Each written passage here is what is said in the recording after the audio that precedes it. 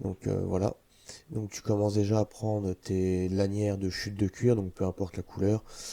Ensuite, chaque lanière, tu vas venir les découper à environ 15 cm. Moi, c'est la taille que j'ai choisie parce que le rendu final était pas trop mal.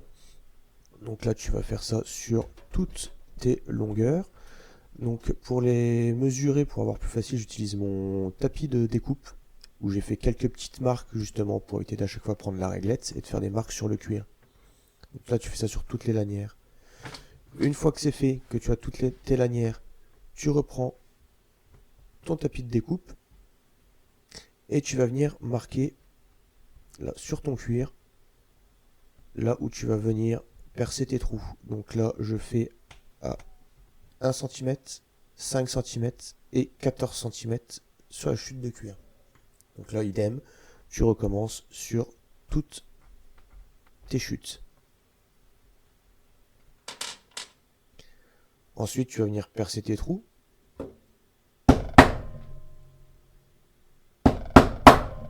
Donc là, à l'aide d'un simple maillet et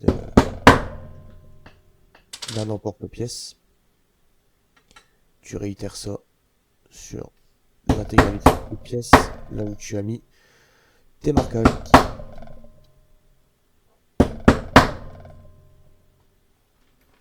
Une fois que tu as tout, tu peux commencer à assembler. Donc là, les lanières font 1,5 cm de large.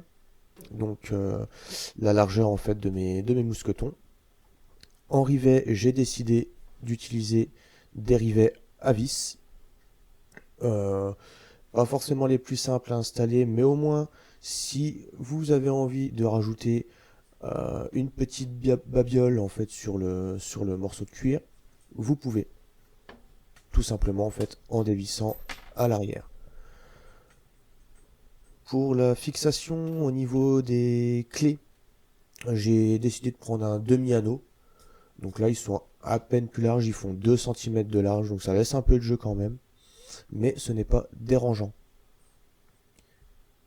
Donc là ces porte-clés, tu peux les accrocher soit à la ceinture, soit sur un sac en extérieur ou à l'intérieur des sacs à main ou des sacs à dos.